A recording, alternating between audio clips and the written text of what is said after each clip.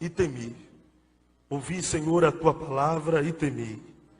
Aviva, ó Senhor, a tua obra no meio dos anos e a notifica. Na ira, lembra-te da misericórdia.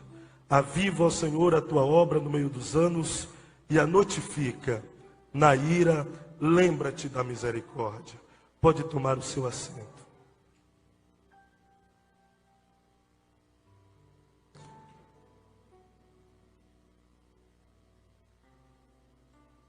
Abacuque é chamado e considerado como um dos profetas menores. Ele é conhecido como um dos profetas menores, não porque ele é inferior aos profetas considerados como profetas maiores. Profeta menor apenas pela pouca extensão do seu livro, que levam apenas 3 capítulos. Mas 3 capítulos extraordinários, que o seu conteúdo é capaz de mudar a vida de qualquer ser humano que ler com sensibilidade, de sentir o Espírito Santo em seu viver. Abacuque, diferente de muitos pensamentos, ele não era mais um jovem.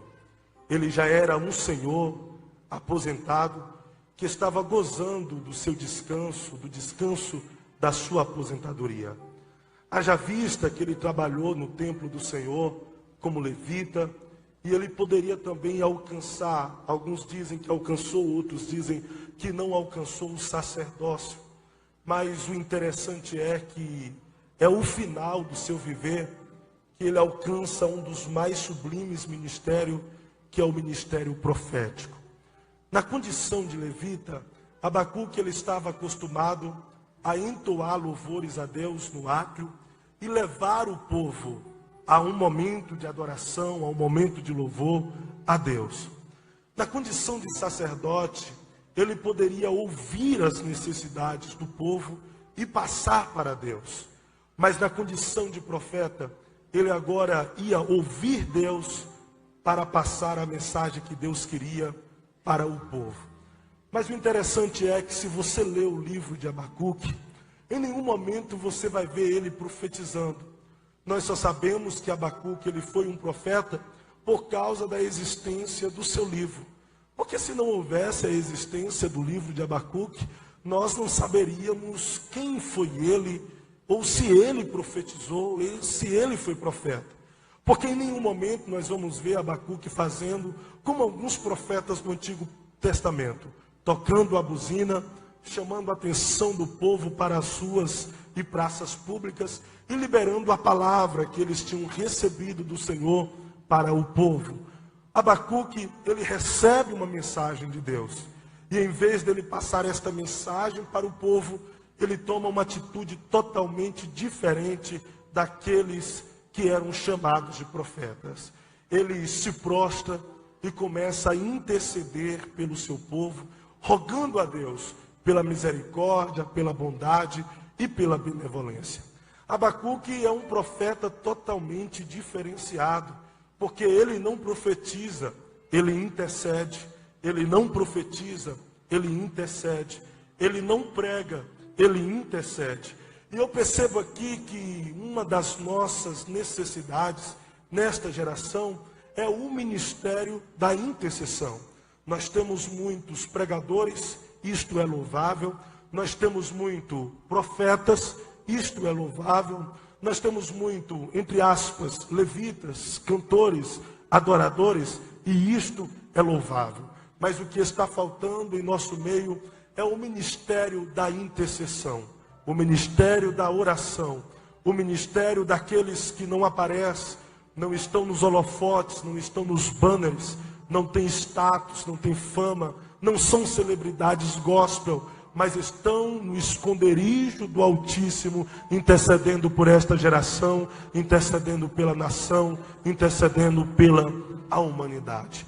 Abacuque recebe de Deus uma visão amedrontadora, uma visão que causou ao profeta temor e tremor.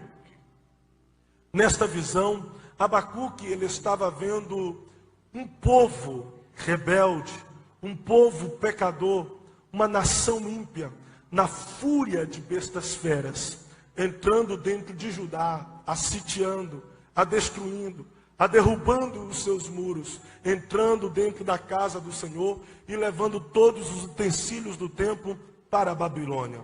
Não bastar isto, de destruir totalmente Judá e levar os utensílios da casa do Senhor para a Babilônia, eles também pegaram cativos os filhos de Judá, os jovens, os moços que trabalhavam nos palácios, os jovens inteligentes e tantas outras pessoas e outros jovens para ir para a Babilônia, servir os babilônicos, servir os caldeus, e ali eles ficarem debaixo de uma escravatura. Esta foi a visão de Abacuque, e ele não compreendeu porque Deus estava mostrando isso, a ponto dele começar a questionar.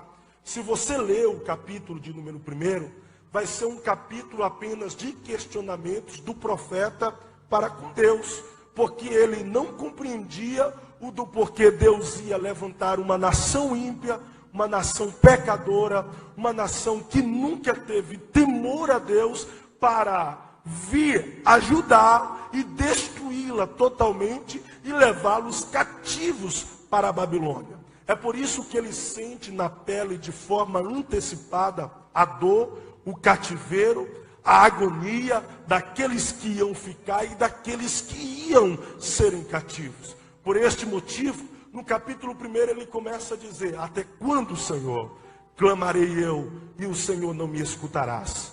Até quando, Senhor, gritarei violência, violência, e o Senhor não me socorrerás? Até quando, Senhor, o Senhor vai ver o nosso vexame, as dores que nós estamos vivendo, a situação de sofrimento que nós estamos passando, e não vai estender as suas mãos para nos socorrer? Até quando, Senhor? No capítulo 1, Abacuque, ele fica apenas com as indagações, com os questionamentos. Até quando? Até quando? Até quando? O capítulo 1 é apenas um capítulo de perguntas sem respostas, porque Deus não responde, Deus se silencia, Deus ele se cala. Mas é no capítulo de número 2 que Abacuque faz uma espécie de birra com Deus. Ele faz uma espécie de pirraça.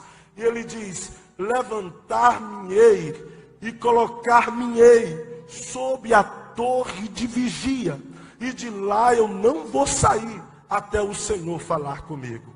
Em outras palavras, eu vou me levantar, Deus, e eu vou me colocar sob a oração, e da oração eu não vou sair até o Senhor responder as minhas indagações, as minhas perguntas. E é no capítulo de número 2 que Deus vem até Abacuque, rompe o seu silêncio e começa a dizer o porquê ele iria permitir a escravatura e o sofrimento do povo judeu. O porquê ele iria permitir o cativeiro babilônico. E Deus começa a dizer: o povo prevaricou contra mim, Abacuque. Eles viraram as costas para os meus mandamentos. Eles estão acendendo incensos aos pseudos deuses. Os vossos governantes, Abacuques, eles são corruptos. Eles não dão mais credibilidade às vozes proféticas que eu levanto e que se levantam em meu nome. Os sacerdotes estão totalmente frios, letárgicos. Eles não sabem mais a quem adorar. Ora, eles estão acendendo incensos para mim dentro do templo, mas ora, eles estão acendendo incensos para os pseudos deuses. A sociedade é totalmente imoral. Abacuque, o povo prevaricou contra mim. O meu povo se distanciou das minhas leis e dos meus mandamentos. Eles perderam o temor, o tremor, diante de tudo da qual eu tenho falado com eles. Então é necessário, Abacuque, o cativeiro babilônico, porque eu quero que o meu povo aprenda. Eu quero dar uma lição para eles. Eu quero feri-los, porque eu quero sarar. Eu quero feri-los, porque eu quero sarar. A intenção de Deus era fazer com que aquela geração fosse para o cativeiro babilônico e lá ela fosse ferida, porque Deus queria ferir aquela geração, para que se levantasse daquela geração uma geração sarada. Eu vou repetir isso aqui apenas para você gravar. Deus ia ferir uma geração para que se levantasse uma geração sarada. Deus ia ferir porque queria sarar. Deus ia ferir porque queria sarar. Deus ia ferir porque queria sarar. Abacuque compreende os propósitos de Deus e aceita as vontades do Senhor, até porque não tinha como não aceitar. Deus é Deus e os seus decretos jamais podem serem mudados. É por isso que no capítulo de número 3 ele faz uma das orações mais lindas do Antigo Testamento, e por que não dizer de toda a Bíblia Sagrada. Uma oração que, se nós tivermos sensibilidade do Espírito Santo, até os dias de hoje, ela ecoa sobre a nossa alma, ela ecoa sobre o nosso ser. E se nós tivermos mais sensibilidade ainda, esta oração de Abacuque trará para nós um despertamento espiritual. Nessa oração ele está dizendo: Senhor, eu ouvi a tua palavra, eu vi o que o Senhor me mostrou. E eu não tenho vergonha de confessar. Eu estou com medo. Eu estou cheio de temor e cheio de temor. Nós iremos sofrer lá no cativeiro babilônico. Os babilônicos entrarão aqui em Judá e vai destruí-la totalmente. Nós seremos escravos lá na Babilônia. E eu estou com medo, Deus. Eu estou amedrontado. E eu não posso mudar os seus decretos. Eu não posso mudar os seus desígnios. O Senhor já me mostrou que ia fazer, e eu sei que não há nada que eu faça para mudar aquilo que o Senhor já sentenciou. E eu não quero fazer isso, porque eu sei que nós merecemos o cativeiro. Nós pecamos, nós prevaricamos. Eu sei que tudo que nós merecemos é o castigo. Mas deixa eu fazer um pedido, Deus. Quando nós estivermos lá na Babilônia, sendo escravizados pelos caldeus, pelos babilônicos, sofrendo com o cálice da sua ira, lembra-te, ó Deus, que o Senhor é um Deus de misericórdia. Deus, quando nós estivermos lá na Babilônia, e o Senhor estiver demonstrando para nós que o Senhor está irado conosco, lembra-te, Senhor, que o Senhor não é um Deus irado sempre. Lembra que a sua misericórdia é maior do que a sua ira. E por favor, aviva, ó Senhor, a tua obra no meio dos anos. Mas aviva, Senhor, e a notifica, a faça notória, a faça conhecida, para que as outras nações e povos olhem para nós aqui na Babilônia escravizados e percebam que nós estamos escravizados, mas a tua obra está viva. Que nós estamos em uma terra estranha, mas a sua obra não está morta.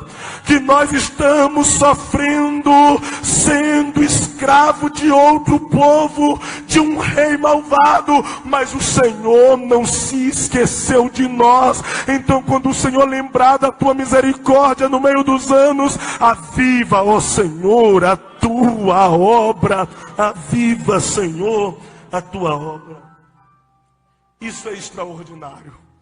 Isso é magnífico. Porque Abacuque percebe que nos seus dias a maior necessidade que o seu povo tinha era de um avivamento. Era de um avivamento. E se nós analisarmos o contexto que nós estamos vivendo atual, com o contexto em que Abacuque estava vivendo, nós perceberemos que há uma semelhança daquilo que nós vivemos hoje para os dias de Abacuque. Nos dias de Abacuque, o governo era corrupto e tinha virado as costas para Deus, não dando credibilidade às vozes proféticas. Nos dias em que nós vivemos, os nossos governantes são corruptos. Nós não sabemos mais em quem confiar, nós não sabemos mais em quem votar. Há uma raça de homens que pensam só em si, em seu bem-estar, em ter, em obter, em granjear, em ostentar. É tanta notícia de corrupção, é lavagem de dinheiro na Petrobras, é o petrolão, é gente escondendo dinheiro na cueca, na mala, enfim, é uma desgraça de corrupção na nossa nação. Esses homens viraram as costas para Deus e se esqueceram da existência de Deus, perderam totalmente o temor e o tremor diante de um Deus que é totalmente Santo. Os nossos governantes, alguns deputados, eles viraram as costas para Deus, porque eles fazem leis anti-Deus, anti-Bíblia, anti-família. São leis para destruir todos os mandamentos da Bíblia. Agora mesmo teve uma cambada aí que fizeram uma Bíblia LGBT, tirando todos os versículos que falam acerca da homossexualidade, do lesbianismo, e eles estão ferindo totalmente a Bíblia. Outro quis implantar uma lei dizendo que era para excluir a Bíblia da nossa nação, porque isso está fazendo nascer pessoas homofóbicas e aberrações no meio da nação brasileira. Ou seja, os nossos governantes estão totalmente corruptos, se esquecendo de Deus, não dão mais credibilidade às vozes proféticas, aos homens de Deus que se levantam nessa nação para contrariar e combater essas leis que é anti-Deus, anti-família, anti-Bíblia, anti-igreja, enfim, que é anti a própria sociedade. Esses governantes, eles se esqueceram de Deus.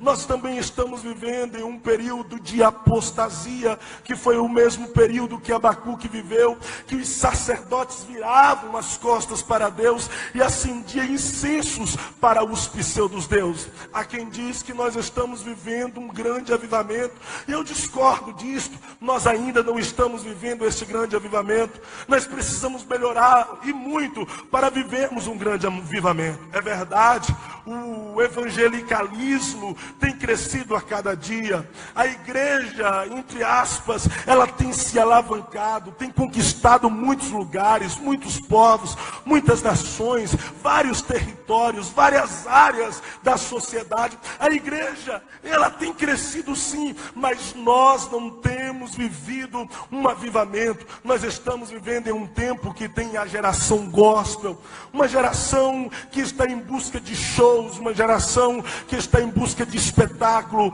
uma geração que tem muitos chavões na boca, mas não tem Cristo na vida.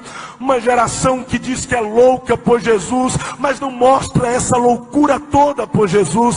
É uma geração que é apelidada de gospel para lá, gospel para cá, mas quando nós vamos ver o caráter, o viver desta geração, não condiz com uma geração que é radical por Cristo, com uma geração que é capaz de entregar a vida por Cristo. É verdade que esta geração gospel, ela parece mais com o mundo do que o próprio mundo. Ela quer experimentar o que é de Deus e quer experimentar o que é do diabo. Ela quer estar na igreja e também quer ir para as baladas. Ela quer participar do culto à noite, mas também, saindo do culto, colocar uma veste diferente para participar de algum outro show que está rolando na cidade. Esta é a geração gospel, geração que vai até o altar usando drogas, se embriagando, se prostituindo. Esta é a geração gospel, e nós estamos vivendo essa apostasia que de forma alguma nós podemos chamar de avivamento. Nós estamos vivendo um período também de crise na sociedade. A sociedade, pastor Antônio Domingos, está cada vez mais imoral. Nós hoje, antigamente, deixa eu ter uma linguagem muito jovem aqui, antigamente alguém para pecar não tinha tanta facilidade. Alguém antigamente para praticar o que é errado não era tão fácil assim. Mas hoje as pessoas não estão se valorizando, elas estão se entregando a qualquer um de forma banal. As suas vestes são totalmente imorais. Nós não sabemos mais como é, aonde esta sociedade vai parar. Daqui uns dias todos eles estão andando despido. Quem rege a moda da sociedade são as celebridades mundanas. É a Anitta colocando aquele shortinho curto e influencia toda esta geração. É essas cantoras que estão na mídia, que dita as modas daquilo que vai vestir, daquilo que vai fazer, daquilo que vai praticar, daquilo que vai efetuar. É a celebridade que está influenciando totalmente totalmente esta geração. E é por isso que para muitas pessoas se divorciar hoje é normal. Para muitas pessoas ter um relacionamento fora do seu casamento é normal. Para muitas pessoas ficar com um, com o outro, se entregar facilmente a 5, a 10 na noite é normal. Ou seja, a sociedade está cada dia mais imoral. Então os dias que nós estamos vivendo é semelhante aos dias de Abacuque. E o interessante é que a oração de Abacuque não é pedindo uma reforma na política. A oração de Abacuque não é pedindo parlamentares que estejam regendo leis para esta sociedade, ainda que isto seja bom. Mas a oração de Abacuque é: Senhor, o que nós estamos precisando é de um avivamento, porque quando a sua obra tiver avivada em nosso meio, os corruptos vão sair fora, vão embora, pessoas de bem entrarão lá. Quando a sua obra tiver avivada em nosso meio, a sociedade que é imoral vai voltar a ser moral. Quando a sua obra tiver avivada em nosso meio, os sacerdotes que se apostataram voltarão ao primeiro amor, à prática das primeiras obras, e o avivamento será uma realidade expressiva no meio do seu povo. Ou seja, o que nós precisamos de forma urgente e emergencial é de um avivamento. Existe um pastor que ele sempre falava isso, agora eu acho que ele parou de falar há muito tempo atrás, que avivamento é uma questão de sobrevivência.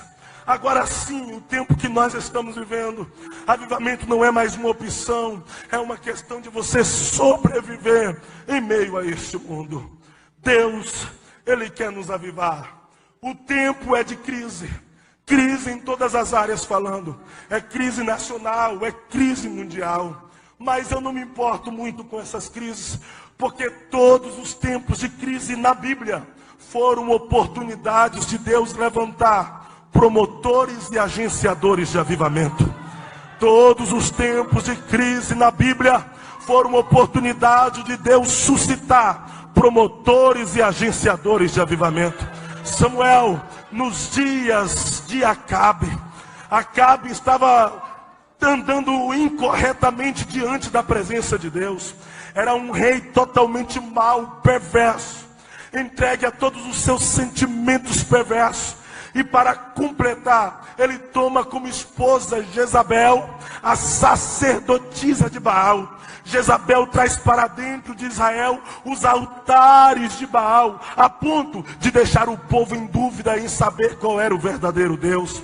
Uma galera, Edson, ia até o Deus de Abraão, de Isaac, de Jacó, e se prostrava diante desse Deus rendendo louvores. Mas tinha uma outra galera que ia até diante de Baal e se prostrava diante de Baal, pedindo fertilidade, chuva, pedindo um tempo de colheita. Esses que se cansavam de Baal ia para o Deus de Abraão, os que se cansavam do Deus de Abraão ia para Baal. Então eles estavam vivendo uma vida dúbia, cocheando em dois pensamentos, sem saber qual era o verdadeiro Deus. O tempo era de crise espiritual, o tempo era de crise de avivamento, o tempo era de crise ferrenha. Mas é nesse tempo de crise que aparece um homem lá do vilarejo de Tisbé, que até hoje, se você for procurar na geografia bíblica, você não vai encontrar. Aparece Elias do nada diante de Acabe, promovendo um dos maiores avivamentos que Israel já viu. A Bíblia vai dizer que nos dias de Eli, ele estava avançado em idade. Ele era sumo sacerdote, já tinha perdido a sua visão física, mas também já tinha perdido a sua visão espiritual. Os seus filhos, Ofni e Finéias, eram sacerdotes dentro do templo, e a Bíblia diz que ele estava se prostituindo com as mulheres da porta do templo. O povo trazia o sacrifício para Deus, ele separava o melhor do sacrifício para eles, e dizia: esse resto aqui que não presta, a gente deixa para Deus, Deus, porque Deus não precisa. Era uma apostasia terrível, era uma corrupção no sacerdócio, era uma prostituição terrível no sacerdócio. Mas é nesse tempo de crise letárgico espiritual, de frieza, que tem um rapaz por nome de Samuel dormindo próximo à arca, e ele ouve a voz de Deus dizendo: Samuel, Samuel, Samuel. E ele diz: fala, Senhor, que o teu servo ouve. E Samuel promove um dos maiores avivamentos que Israel já vivenciou e é comentado até os dias de hoje. Os dias de Abacuque é uns dias de crise, e ele está clamando por um avivamento. Se é verdade que em todo tempo de crise Deus suscitou promotores de avivamento, agenciadores de avivamento, isto quer dizer que no tempo de crise odiernos na nossa nação, os olhos de Deus estão sobre a nossa geração, e nessa noite sobre a UMA de GC, procurando alguém que ele possa levantar como promotor, como agenciador de avivamento. Você não entendeu, mas os olhos de Deus estão sobre este ambiente, procurando alguém para levantar como promotor, promotora, agenciador, agenciadora de avivamento.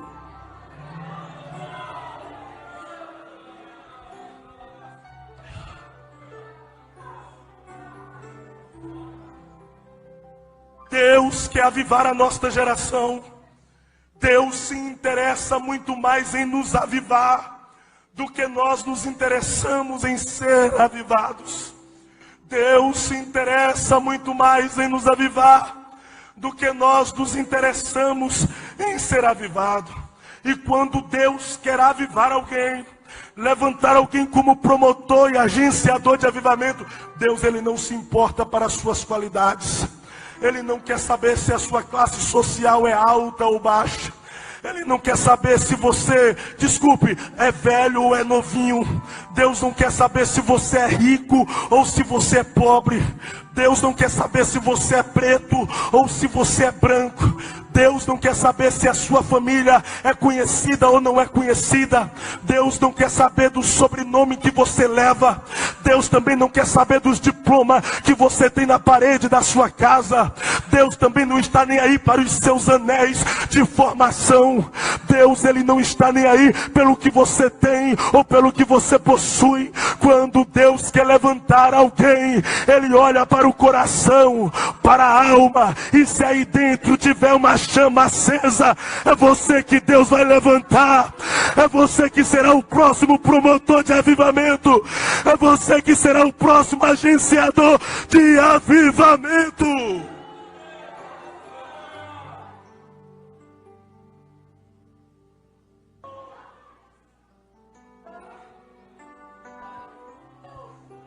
E Deus nunca contou com uma multidão. Pastor Edson, Deus nunca contou com uma multidão. Eu nunca vi na Bíblia, Pastor Pedro, Deus levantando uma multidão para avivar a vida de um homem. Mas eu já vi Deus avivando a vida de um homem para trazer avivamento para uma multidão, para uma nação. Se só uma pessoa sair daqui nessa noite disposto a viver uma vida avivada, é você que vai mudar a sua rua, é você que vai mudar o seu bairro, é você que vai mudar a sua cidade, é você que vai mudar o seu estado, é você que vai mudar a sua nação. Deus, ele quer nos avivar. Ele se interessa nisso. Ele tem esse interesse. É o que ele quer para nós nesse tempo. O problema não é Deus. O problema é nós. Eu estou falando com pessoas aqui que nunca tiveram experiências com Deus. Eu estou falando com pessoas aqui que nunca saíram da rasidade do oceano do Espírito. Nunca saíram da superficialidade. Pessoas que nunca entraram em uma dimensão espiritual com Deus. Pessoas que conhecem Deus apenas da superfície, de ouvir falar, mas não conhecem como Ele é. Você entrou no oceano, mas você continuou no lugar aonde você colocou os pés pela primeira vez. Mas o Espírito do Senhor te conduziu hoje aqui, te dizendo: eu quero que você saia da superfície, eu quero que você saia da rasidade. Eu ouço a voz do Espírito convidando alguém: venha mais um pouquinho. As águas estão nos calcanhares, mas o Espírito do Senhor está dizendo: venha mais um pouco. As águas estão nos joelhos, e você acha que é o suficiente, mas o Espírito do Senhor está dizendo: venha mais um pouquinho. As águas estão na cintura, e você acha que é o suficiente, e o Espírito do Senhor está dizendo: venha mais um pouquinho no meu oceano. As águas estão nos ombros, e você acha que é o suficiente, mas o Espírito do Senhor está dizendo: eu quero que você mergulhe, vai até as profundezas, porque é lá nas profundezas que eu quero te revelar coisas ocultas e firmes que você não sabe. O que os olhos não viram, o que os ouvidos não ouviram, o que o coração não sentiu, é o que Deus tem preparado para aqueles que o amam. Então mergulha.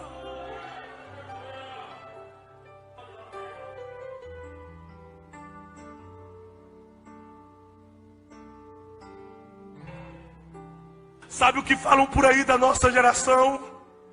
É que nós somos a mais fracassada de cristãos de todos os tempos.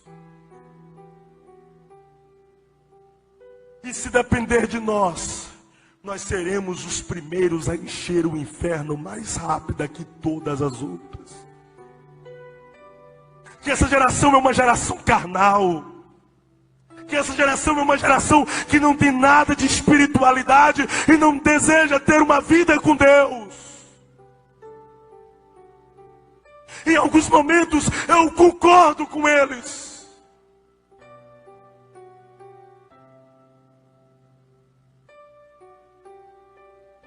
Porque nós estamos vivendo em um período que muitas pessoas buscam a Deus por interesses. E os nossos interesses são diferentes dos interesses de Deus. Quer ver uma coisa? Nós usamos a fé que nós temos em Deus para sermos beneficiados por suas bênçãos. Mas o interesse de Deus é mudar a nossa vida, mudar a nossa história, transformar o nosso caráter, na finalidade de nos usar para despovoarmos o inferno e povoarmos os céus com almas.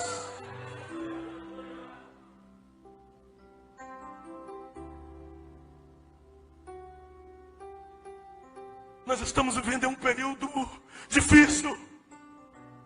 Hoje nós valorizamos os stand-ups comedy gospel.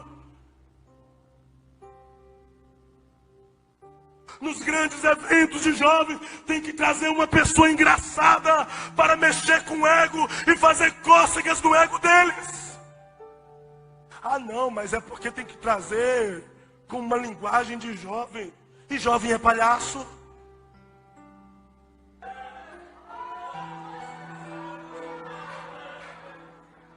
Igreja é circo. Igreja é casa de teatro, é casa de espetáculo. Não, igreja é conhecida como casa de Deus. É conhecido como Peniel. E Jesus disse: a casa do meu pai é para ser chamada casa de oração.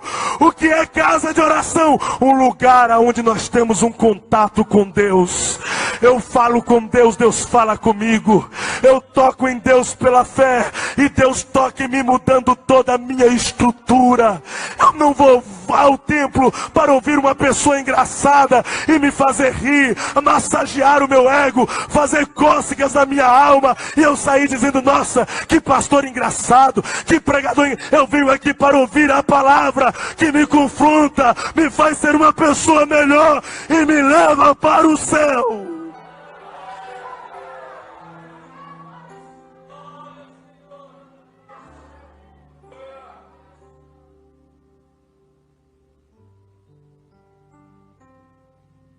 Tá complicado. Tá complicado.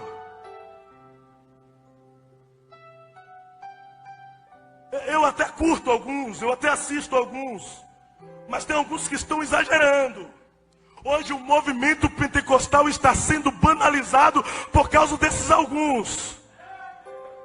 É brincando com línguas estranhas, é brincando com aquilo que só nós pentecostais entendemos, é tirando sarro da nossa fé. Já não basta os reformadores, aí vem essa cambada de stand-ups gospel também banalizar a nossa fé. Nós somos pentecostais e temos orgulho disso.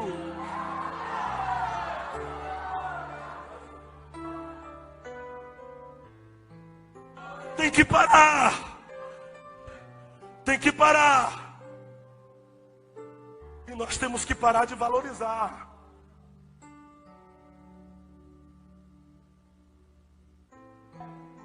É tanta brincadeira com aquilo que nós consideramos como espiritual, que pastor, alguns dos nossos jovens não dão mais lugar a Deus, com vergonha de tirarem sarro deles depois.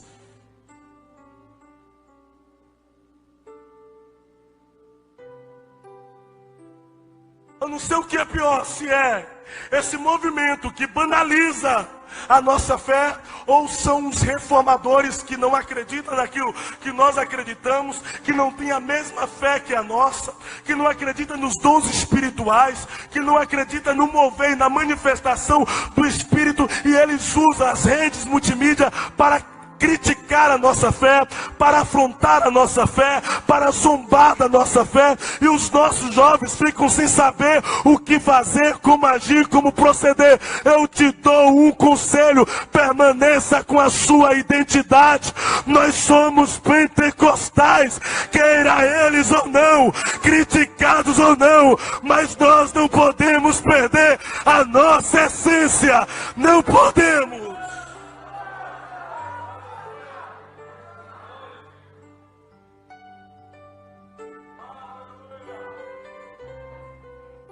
Mas Deus, Ele quer avivar você.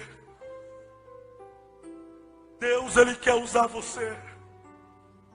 A geração é desacreditada por muitos, mas a geração é acreditada por Deus.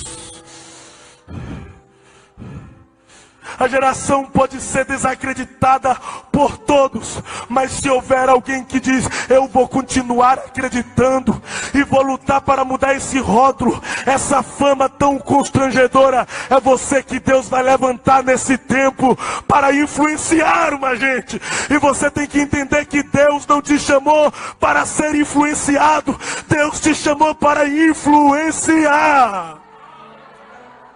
Mas até quando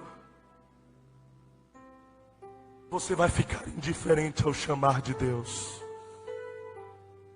Até quando você vai negligenciar o vocacionar de Deus para uma grande obra? Até quando você vai ouvir Deus te chamar para viver um novo tempo, uma comunhão extraordinária com Ele, e você vai fazer de conta que não é com você? Até quando você vai conseguir viver um cristianismo sem Cristo? Um cristianismo estéril e infrutífero, sendo que Deus tem coisas extraordinárias para te revelar, sendo que Deus quer fazer de você uma referência para esta geração. Esses dias eu estava questionando Deus: nós perdemos os referenciais. Nós não estamos mais tendo referenciais de homens e mulheres de Deus. O que fazer? E eu ouvi o Espírito Santo dizer na minha alma: eu quero levantar você e mais muitos jovens para ser referencial nesse tempo. Deus, Ele quer levantar uma geração de referenciais. Ele quer levantar você para ser uma influência na escola. Ele quer levantar você para ser uma influência no trabalho. Ele quer levantar você para ser uma influência na sua rua. Ele quer levantar você para ser uma influência em meio a esta geração gospel. Então você precisa se levantar hoje, abraçar a causa do avivamento e viver aquilo que Deus tem preparado para você.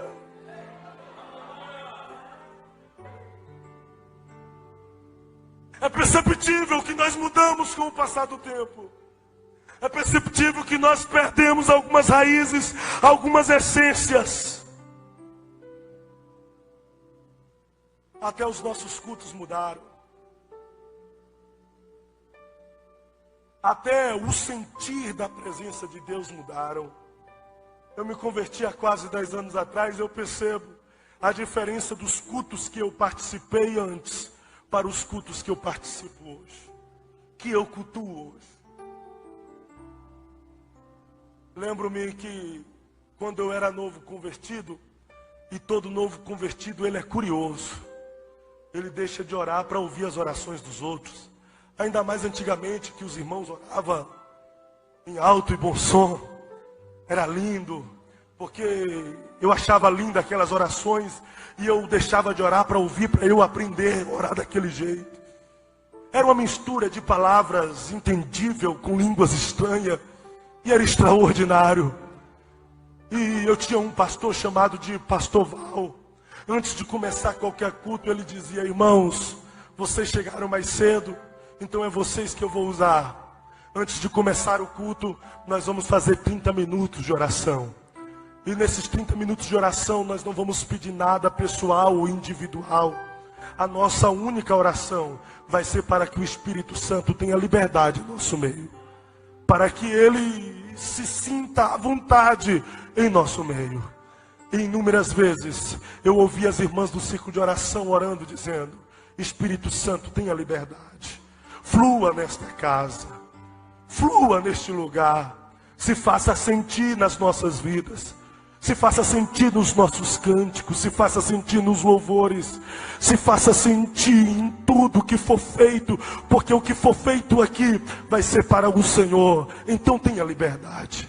E inúmeras vezes eu via as irmãs do círculo de oração, na hora que tinham oportunidade para louvar, elas começavam a entoar a Deus um cântico de louvor, numa linguagem conhecida por todos nós, mas dificilmente elas terminavam aquele cântico na mesma linguagem. Era a mesma melodia, era o mesmo cântico, era a mesma canção, mas a linguagem era celestial, porque todas elas eram tomadas pelo Espírito Santo e adoravam a Deus em línguas estranhas.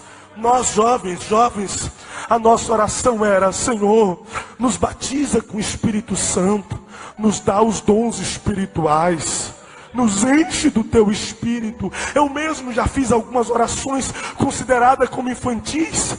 Eu uma vez, pastor Antônio, eu orei dizendo: Senhor, me dê um pouquinho da unção de Elias, um pouquinho da unção que o Senhor deu para Eliseu, um pouquinho da unção que o Senhor deu para Pedro, para Paulo. Aí me deu uma loucura e eu disse: faça um pacote, Deus. Pega um pouquinho da de Elias, um pouquinho da de Eliseu, um pouquinho da de Pedro, um pouquinho da... derrama dentro desse pacote e coloca sobre a minha vida, porque eu quero isso, eu quero ser usado pelo Senhor. Aí dificilmente o culto terminava que nós não ficávamos à frente, abraçando um ao outro, orando um pelo outro, profetizando um para o outro. Aí passava o horário, a gente saía dali 11, meia-noite, mas era tão gostoso, porque a presença de Deus supria qualquer prazer que o mundo oferecia para nós. Eu nunca vou me esquecer.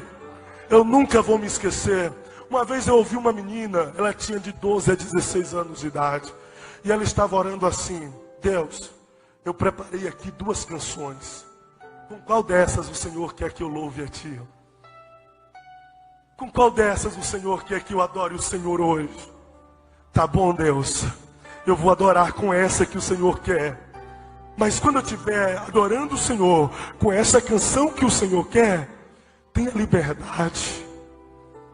Batiza com o Espírito Santo, cura os enfermos, sara os doentes, liberta os oprimidos. E naquele dia ela fez uma oração direcionada pelo Espírito Santo, porque ela disse: se porventura existe um pecador que ainda não foi convencido, convença ele do pecado, do juízo e da justiça. Aquela moça, com toda a simplicidade, pegou o microfone para louvar. Não entendia nada de música, não entendia nada de notas. Com toda simplicidade ela está entoando um cântico de louvor a Deus. E na estrofe coro da canção, um rapaz se levanta na nave da igreja e começa a gritar: o que é que eu faço para sentir o que vocês sentem? O que é que eu faço para ter o que vocês têm? E ele sai correndo até o altar e diz: pastor, o que é que eu faço para ser crente também? Não precisou de apelo, não precisou da pregação, e a pregação é essencial. Apenas uma oração de uma menina comovida por um desejo de ser usada pelo Espírito Santo de Deus. Deus a ouviu. E o que é que está acontecendo conosco? O que é que está acontecendo com a nossa geração?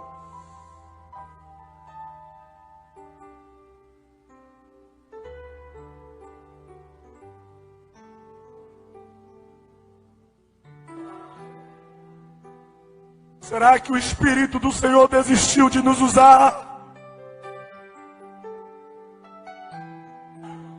Será que os reformadores têm razão? Nós somos carnais a tal ponto que Deus se esqueceu e desistiu de derramar sobre nós o teu Espírito.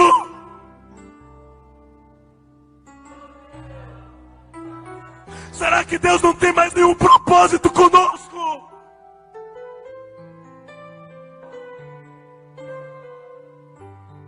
Deus é o mesmo. E Ele tem o mesmo interesse de nos usar. A verdade é que poucos querem ser usados por Ele. A verdade é que poucos desejam.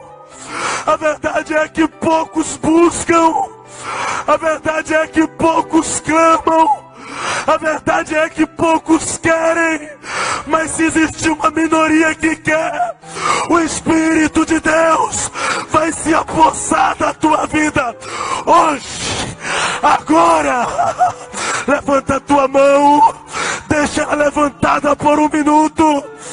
Oh Deus, se é verdade que o Senhor não desistiu de nós, que o Senhor ainda deseja nos usar, aonde houver alguém com a mão levantada, dê um sinal para ele, ela, agora, agora, agora, agora, agora, agora, agora, agora.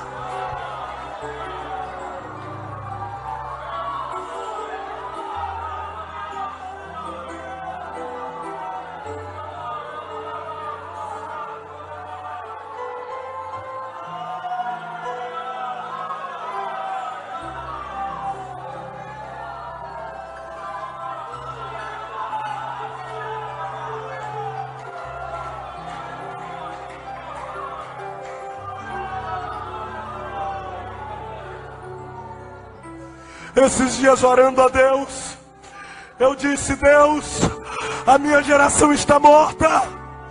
Deus, realmente a minha geração está morta, como algumas pessoas têm dito por aí. E eu não sei se você vai acreditar, mas não precisa acreditar. Mas eu ouvi Deus dizendo na minha alma: não, meu filho, vocês estão adormecidos. Mas é chegado o tempo de eu despertar vocês.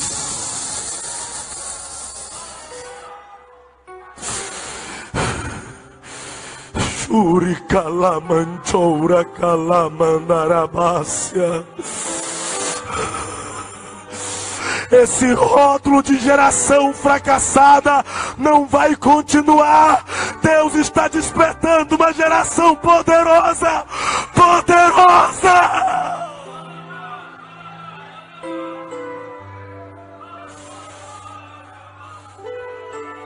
Mas você tem que querer, você tem que almejar, você tem que viver para isso.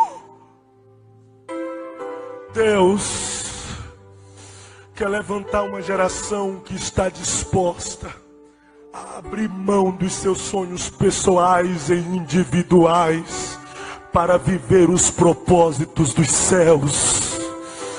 Deus está disposto a levantar uma geração que está disposta a abrir mão dos seus desejos e vontade para viver a perfeita, boa e agradável vontade do Evangelho. Quando eu digo isso, eu não estou dizendo para você largar a faculdade. Eu não estou dizendo para você deixar o seu sonho de se profissionalizar, mas eu estou dizendo que você pode ser um profissional de sucesso e ser cheio do Espírito Santo. Você pode ocupar as cadeiras públicas de Guarapuava e ser cheio do Espírito Santo. Você pode ocupar os melhores cargos dessa cidade e ser cheio do Espírito Santo. Você pode ser um grande empresário e ser cheio do Espírito Santo. Você pode ser um advogado, uma advogada e ser cheia do Espírito.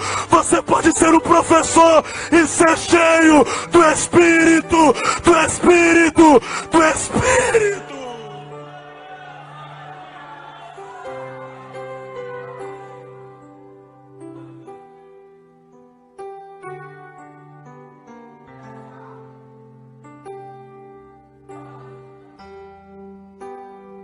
Feche os teus olhos por um minuto, feche.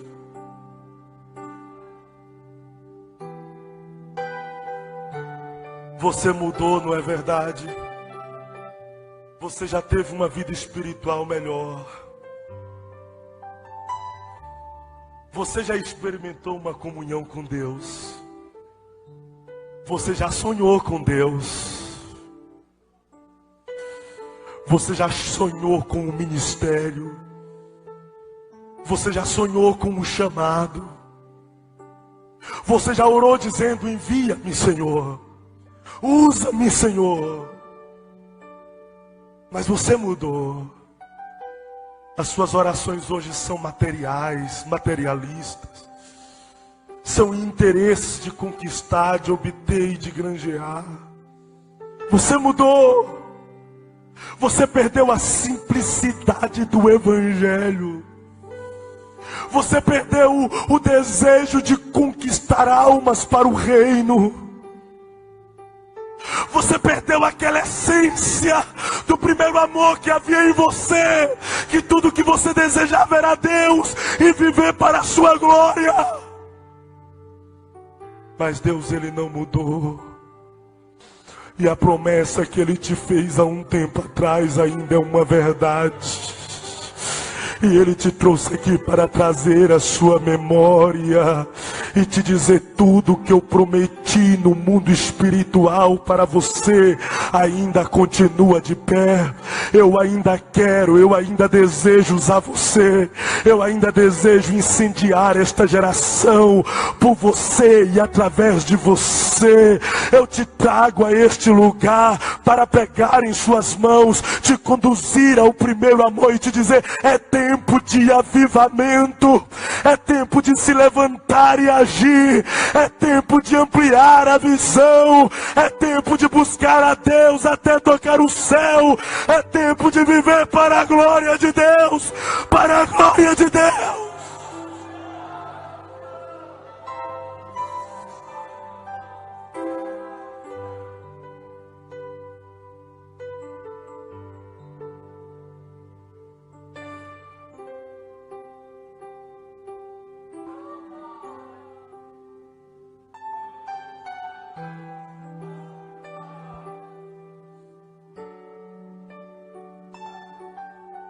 Sabe o que vai acontecer conosco daqui a 5 anos se Jesus não voltar e nós continuarmos da mesma forma que estamos?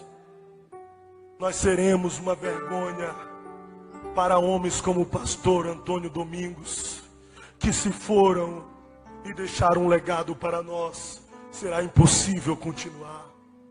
Se nós continuarmos da mesma forma, daqui a 5 anos não haverá mais grupo de jovens, mas haverá um bando de delinquentes juvenis. Não haverá mais grupo de adolescentes, mas haverá um bando de aborrecentes. Mas isso vai acontecer se nós não nos levantarmos e abraçar a causa do avivamento. Eu venho profetizar aqui para o Mar de CG neste domingo, dia 17 de setembro de 2017.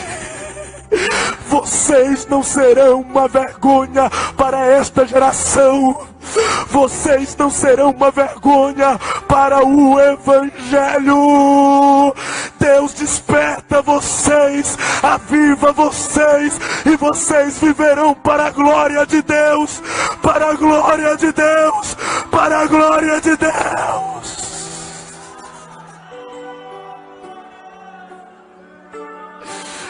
Urica lamanchouri calabácia, chouri calamanduri calabai, chouri canderecaio tu que me derrevias, chouri calabandu que provias, alabanchou calabando que me dequevias, alamanchouri calabácia, alabandu candere calabrandu que me derrevias, alabandere calabácia.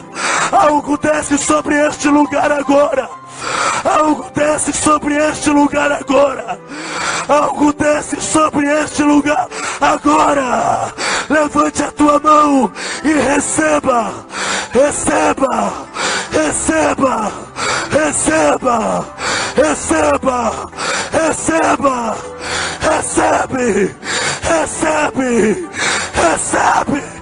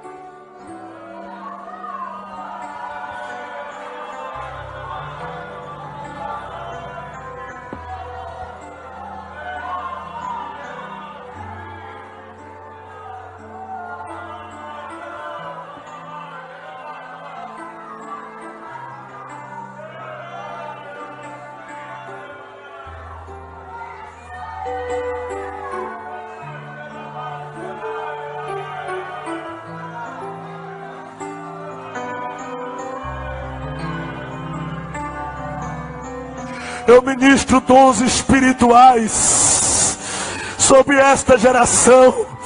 Dom da palavra de sabedoria e ciência. Dom de profecia. Dom de curar os enfermos. O dom da fé. O dom de falar em línguas. O dom de variedade de línguas. O dom de interpretação de línguas. O dom de sinais e maravilhas. O dom de discernir os espíritos. Receba dons da parte de Deus. Receba dons da parte de Deus. Receba dons da parte de Deus. Recebe dons.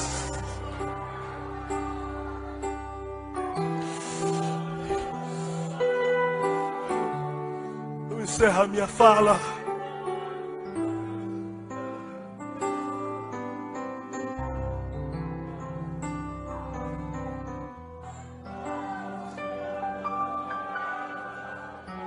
Desde quando eu me converti, eu tinha o sonho de ser um pregador. Era o que eu mais queria. Eu tentei cantar, mas não deu certo. Não dá até hoje. Um dia assistindo um filme secular mesmo, e eu ouvi a fala de uma senhora dizendo para uma criança: no dia que você acordar, não desejando outra coisa a não ser uma escritora, você será uma escritora. E eu peguei aquilo para mim. No dia que eu acordar, não desejando outra coisa a não ser um pregador, eu serei um pregador.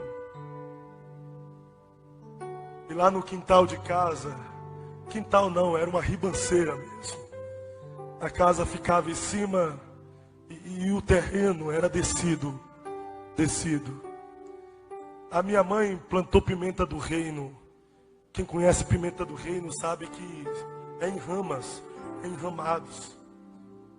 E para isso foi colocado estacas para que as pimentas do reino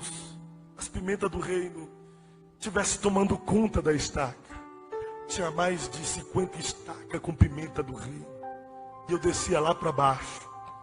Eu ficava embaixo, as estacas lá em cima. Eu abria a Bíblia e começava a pregar para as estacas. Pregava, suava, gritava, imitava os pregadores e pulava, entrava no manto e as estacas continuavam na mesma. Quase todos os dias eu descia lá para baixo e pregava para as estacas. Um dia eu me angustiei e eu dizia para Deus: Deus, eu estou pregando para essas estacas, elas não se convertem, elas não choram, elas não levantam a mão para glorificar, elas não vêm à frente na hora do apelo como os pregadores fazem. Eu quero pregar para o povo, Deus. Me faça um pregador, Deus. E eu acabei deitando lá no chão mesmo. E as lágrimas desciam nos olhos. Eu dizia: me faça um pregador, Deus. E eu sonhei. Eu sonhei que eu estava pregando em um altar para uma multidão. E eu fazia o apelo e lágrimas vinham até o altar. O sonho foi tão gostoso que eu não queria acordar. E quando eu acordei eu me decepcionei, fiquei muito triste. Eu falei: eu achei que estava diante das almas, mas eu continuo diante das estacas. Mas esse sonho continuou na minha alma. E a minha oração para Deus era constantemente: me usa, Deus, me faça um pregador. Eu ia para os montes, eu dizia: me usa, Deus, me faça um pregador, me dê os dons espirituais. Eu estava na igreja, eu dizia: me usa, Deus, me faça um pregador, me dá os dons espirituais. Eu estava em casa, eu dizia: Senhor, me usa, me faça um pregador, me dá os dons espirituais. Quase 10 anos se passaram e Deus está realizando os meus sonhos. Seria impossível para mim pregar na UMAT-CG no meio de tantos nomes, mas Deus foi lá, pegou o menor nome e me colocou aqui para dizer para esta geração: Deus quer te usar, Deus quer te fazer um pregador, Deus quer te fazer um ganhador de almas. Deus, Ele quer te usar, Ele quer.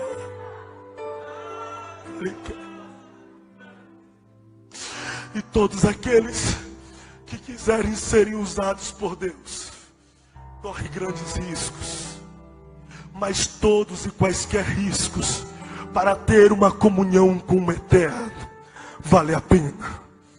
Vale a pena. Eu gostaria que apenas uma pessoa fizesse o que Moisés fez, depois de ter tido experiência com Deus em ver mar se abrindo, depois de ter tido experiência com Deus em ver coluna de fogo para aquecê-lo em meio à madrugada, depois de ver nuvem durante o dia para proteger do sol causticante, depois de ter visto água amarga se tornar em água saudável e potável para saciar a sua sede, ele sobe ao monte e diz: Deus, eu não me conformo com aquilo que eu já vivi, eu quero algo novo, eu quero ver a sua glória. Moisés não pode ver a minha glória, aquele que vê não suporta, ele morre. Deus, não me importa, eu morro, mas morro com a satisfação de ter visto a sua glória enquanto eu tive vida. Não me faça sair daqui sem ver a tua glória. Como eu queria alguém na condição de Jacó, que em meio à alva da noite ele agarra o anjo do Senhor e diz: eu não te largo, eu não te solto, eu não te deixo. E ele trava uma briga: eu não vou te deixar. O anjo diz: você tem que me deixar, eu não te deixo. Você tem que me deixar, eu não te deixo. Jacó, você vai sair ferido, você vai sair manco, não me importa.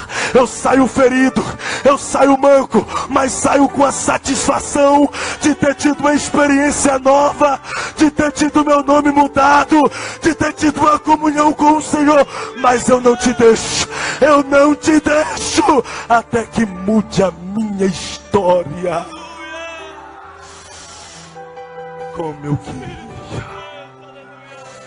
Como eu queria alguém que quisesse ter uma experiência nova com Deus, alguém que queira sair da naturalidade, alguém que queira sair da normalidade, alguém que queira viver o sobrenatural, o extraordinário, o invisível, aquilo que Deus ainda não revelou.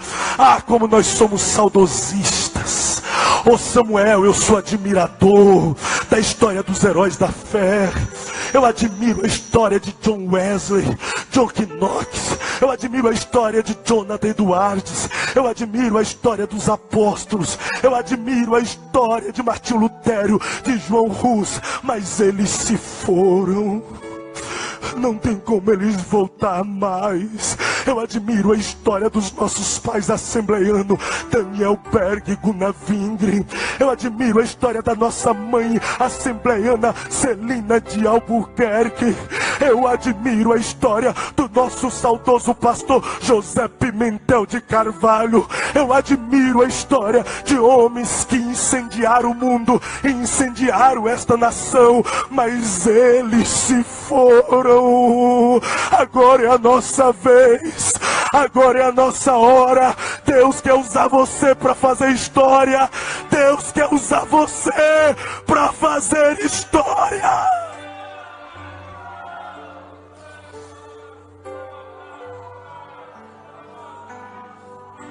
Você quer? Você quer? Você quer? Deus está fazendo um desafio para alguém. Você quer? Você quer? Então demonstra que você quer. Demonstra que você quer. Demonstra que você quer. Demonstra que você quer. Demonstra que você quer. Todos aqueles que quiserem viver algo novo de Deus, tem que fazer algo novo para Deus. Tem que fazer algo novo para Deus. É como se fosse que Deus estivesse aqui nesse altar agora dizendo e desafiando você, dizendo: você quer ser usado? Você quer fazer uma história nesta geração? Então demonstra para mim o que você quer. Demonstra para mim o que você quer. Prova para mim o que você quer. Prova para mim o que você quer.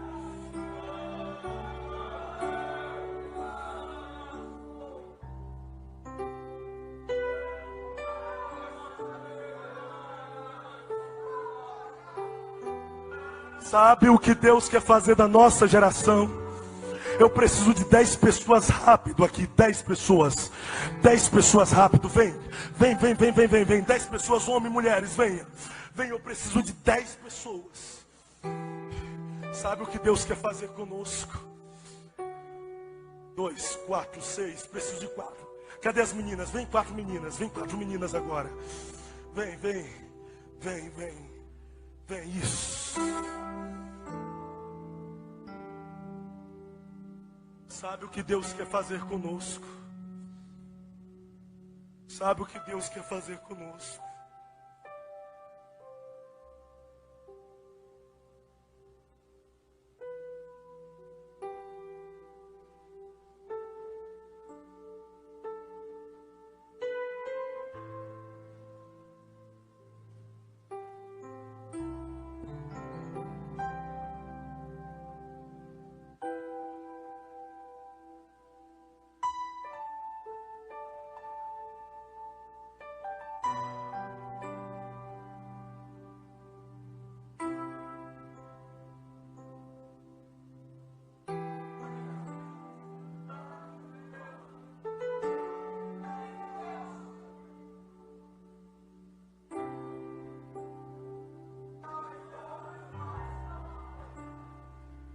É isso que Deus quer fazer conosco.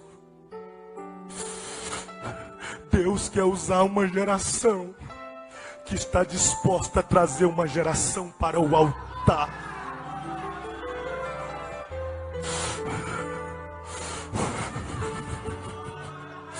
Se coloque em pé.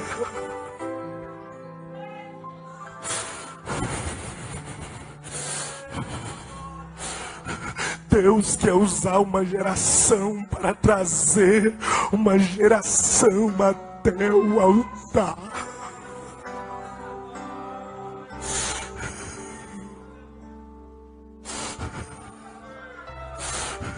Deus quer usar uma geração para trazer uma geração até o altar.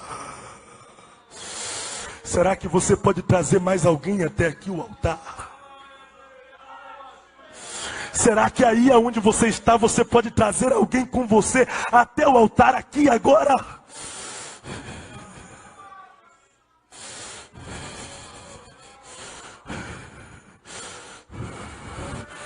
Entendeu lá atrás, ó. Lá atrás entendeu, lá atrás entendeu.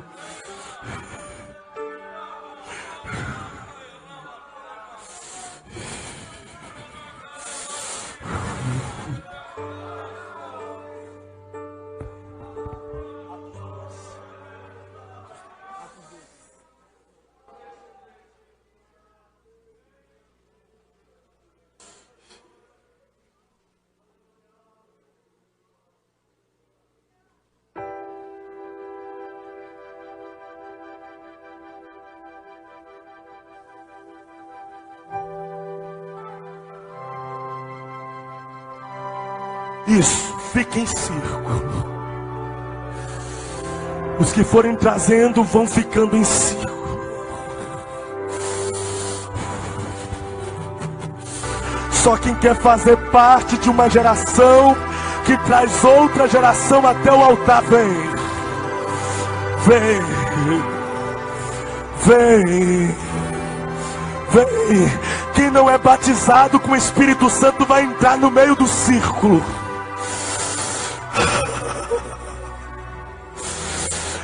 Oh, aleluia.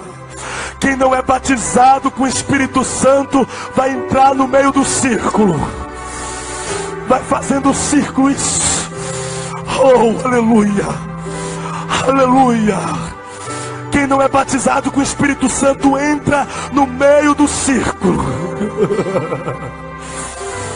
Vem. Vem. Vem. Vem. A nossa geração não é fracassada. A nossa geração é poderosa em Deus. Vem. Vem.